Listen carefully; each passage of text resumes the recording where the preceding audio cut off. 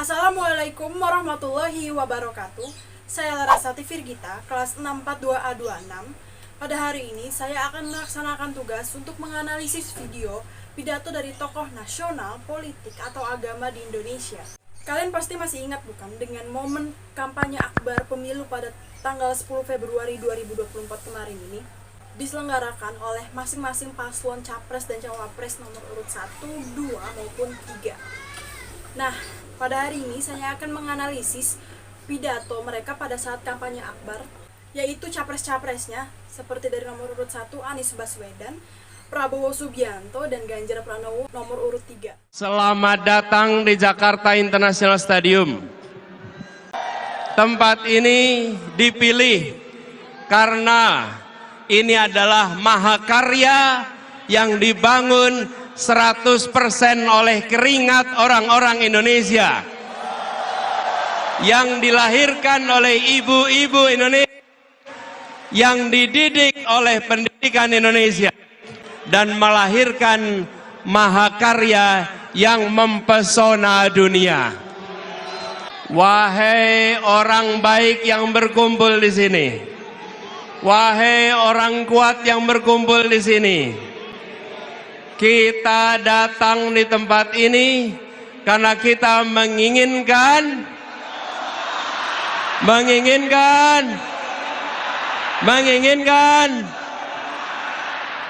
kita datang di sini karena kita menginginkan perubahan. Kita menyaksikan ketidakadilan yang sudah mewarnai perjalanan Republik ini. Apakah itu boleh dibiarkan? Apakah itu boleh dilanjutkan? Tanggung jawab kita adalah bersama-sama menghentikan ketidakadilan, menghentikan ketimpangan, menghadirkan.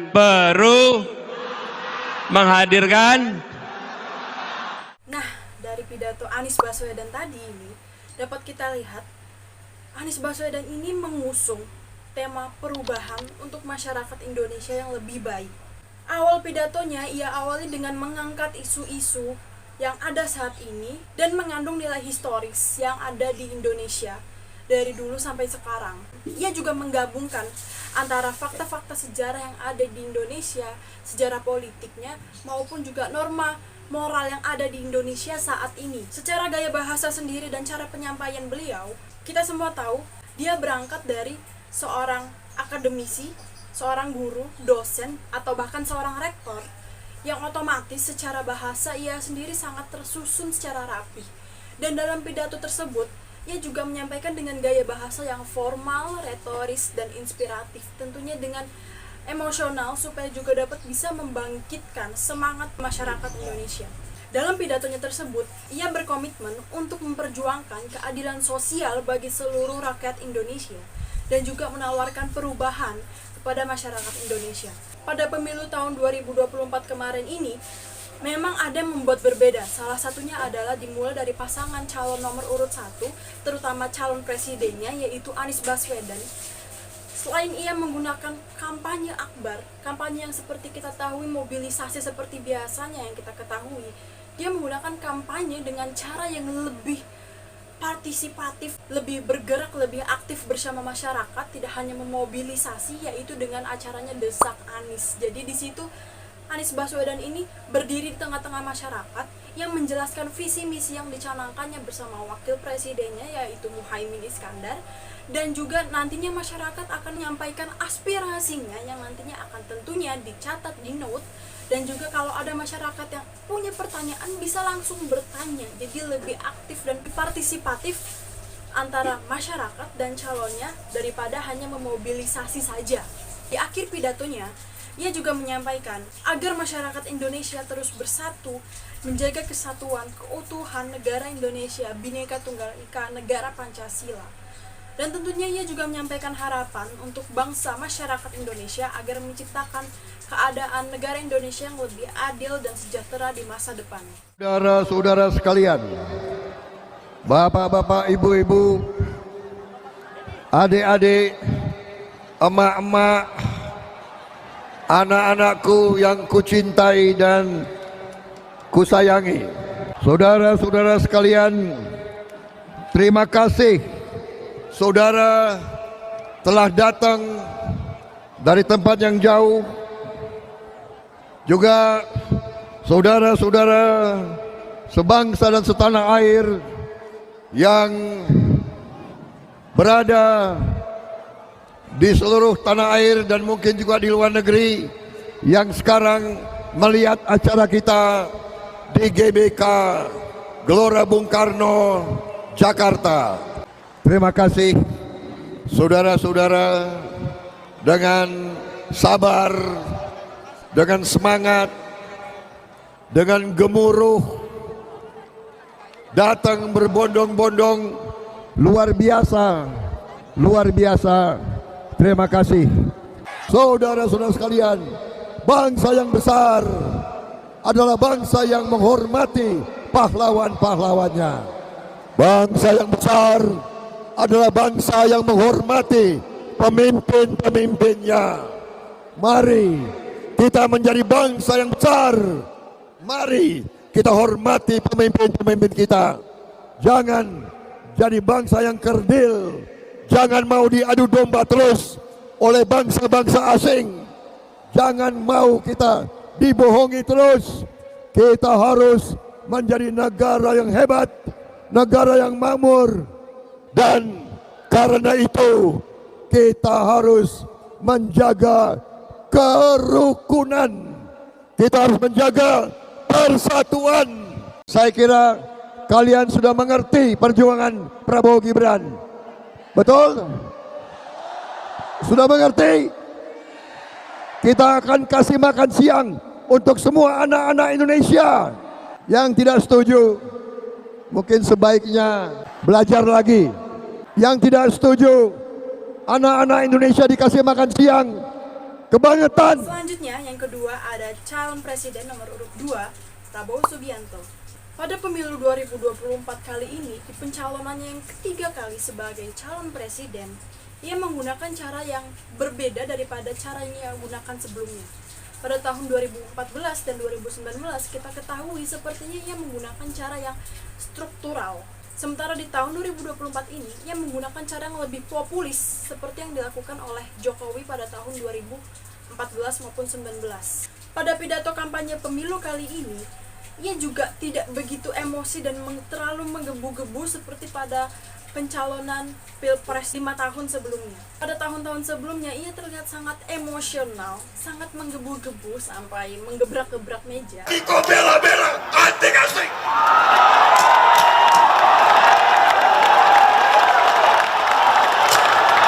Tetapi kali ini ia belajar dari kesalahannya. Ia mengevaluasi diri jika dia harus lebih santai dalam pembawaannya saat pidato. Bisa kita lihat juga bagaimana cara ia dan pasangannya Gibran mengampanyekan diri mereka dengan menggunakan berbagai gimmick-gimmick yang ada seperti joget-joget maupun musik.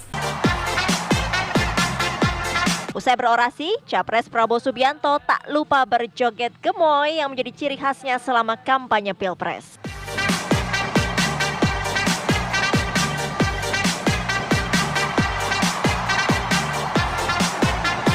Setiap kali ia mencalonkan dirinya, ia selalu sepertinya mengikuti zaman.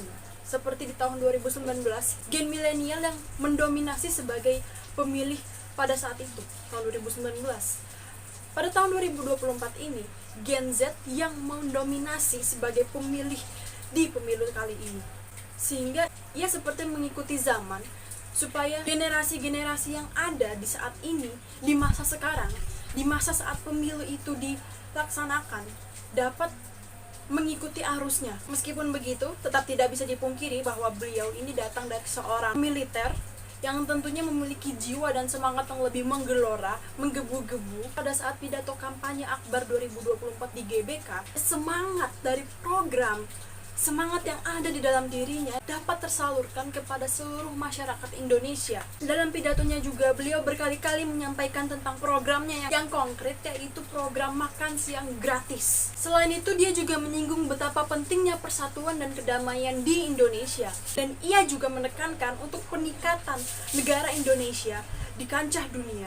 Dari cara pidatonya ia juga menyampaikan dengan cara yang sangat emosional karena dia berangkat dari seorang militer TNI. Dia juga memiliki jiwa patriotisme dalam dirinya. Dalam pidato kampanye Akbar 2024 Prabowo Subianto ini, ia mengusung tema keberlanjutan. Secara keseluruhan, di akhir pidatonya ia menyampaikan menekankan visi misinya kepada masyarakat, yaitu tentang terutama makan siang gratis dan juga upayanya untuk meningkatkan persatuan dan kesatuan masyarakat Indonesia. Kami berdua ingin mendengarkan suara-suara rakyat. Sudah hadir di tengah kita. Saya ingin ada yang hadir dan naik di panggung ini. Dari penyandang disabilitas, boleh hadir di sini. Dari perwakilan perempuan yang tadi saya dengar ingin menyampaikan aspirasi. Ya, kalau tidak salah ada 3 kelompok yang sudah hadir, dan satu lagi pelajar yang sudah lulus dari SMK Jateng. SMK yang kita bikin hanya untuk keluarga yang tidak mampu, dengan sebuah harapan dialah yang nanti akan membereskan keluarganya dan akan merubah nasib keluarganya agar dia bisa menjadi perubah keluarganya untuk hilang dari kemiskinan di keluarganya. Mudah-mudahan inilah salah satu contoh yang kita bisa menciptakan lebih banyak lapangan kerja. 17 juta kurang lebih lapangan kerja bisa kita ciptakan. Dengan pendidikan yang baik, maka orang bisa bekerja. Atau dengan pelatihan dan entrepreneur, maka mereka juga bisa bekerja. Atau kemudian memberikan akses yang sama. Inilah semangat kita. Maka Bapak Ibu, mimpi itu tidak akan terwujud kalau kita tidak menggunakan hak kita nanti di tanggal 14 Februari. Saudara sudah siap? Saudara sudah siap? Maka dalam kampanye terakhir saya ingin menyampaikan, seluruh program yang sudah kita laksanakan, insya Allah Ganjar Mahfud akan menuntaskan program itu, memberikan seluruh kekuatannya kepada rakyat, dan tentu saja saya ingin menyampaikan terima kasih pada dukungan seluruh partai politik kepada Ganjar Mahfud. Kami ingin menyampaikan terima kasih dukungan dari seluruh warga, rakyat, dan relawan. Terima kasih. Tanpa Anda kami bukan siapa-siapa. Ganjar Mahfud meminta maaf jika selama proses ini berjalan ada yang sakit hati, ada yang tidak berkenan. Sungguh-sungguh kami minta maaf. Mudah-mudahan cara damai kita dalam kampanye akan kita wujudkan. Mudah-mudahan kita semua tidak baperan. Dan mudah-mudahan apa yang menjadi catatan anak-anak bangsa akan kita perhatikan baik-baik. Yang ketiga, ada Ganjar Pranowo. Dalam pidato kampanye Akbar pada pemilu 2024 kemarin ini, Ganjar Pranowo mengusung tema perbaikan. Secara gaya bahasa, Ganjar Pranowo ini memiliki karakteristik yang santai dan go with the flow dengan anak-anak muda, terutama Gen Z yang mendominasi sebagai pemilih pada pemilu 2024 tahun ini. Mungkin berbeda daripada 2 capres sebelumnya, Ganjar Pranowo ini memiliki bahasa yang lebih sederhana dan mudah dipahami bagi seluruh kalangan masyarakat. Bahasanya tetap formal, tapi seringkali ia menggunakan kata-kata gaul, bahasa gaul yang masuk ke kaula muda. Ia juga menekankan betapa pentingnya persatuan dan gotong royong di antara bangsa masyarakat Indonesia. Gaya bahasanya yang sederhana tapi juga penuh dengan empati yang seringkali juga ia menyinggung masalah isu sosial dan ekonomi. Dalam kampanye Akbar pemilu 2024 Ganjar Pranowo ini, Ia seringkali menekankan untuk mengentaskan kemiskinan dan membangun pendidikan di Indonesia. Dengan membangun solusi konkret melalui program-program yang dicanangkannya, ia juga mengajak partisipasi dari masyarakat untuk naik ke atas panggung agar adanya interaktif dan aspirasi langsung dari masyarakat Indonesia. Kali ini dia juga mengambil lokasinya kampanye akbar di Jawa Tengah. Seperti kita ketahui sebelumnya ia merupakan gubernur Jawa Tengah. Jadi bisa dibilang disitulah base-nya Ganjar Pranowo ini. Di mana orang-orang yang di sana pasti lebih mengerti bagaimana dulu Ganjar Pranowo ini saat memimpin Jawa Tengah, testimoninya bagaimana gitu. Dan juga ada aspirasi-aspirasi yang disampaikan dari masyarakat yang dipanggil ke atas panggung untuk berinteraksi langsung, komunikasi langsung dengan Ganjar Mahfud ini.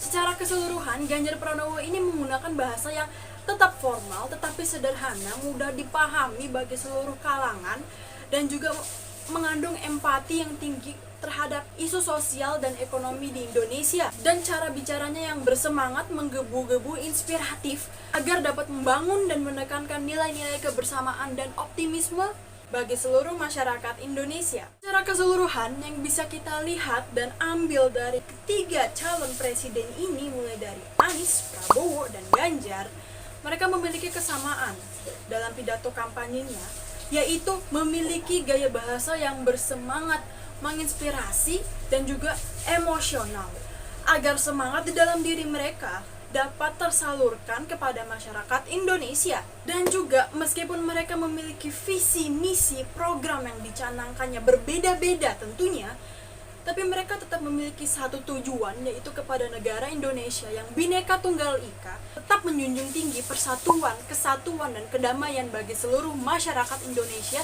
dan tentunya mengharapkan yang terbaik bagi masa depan Indonesia.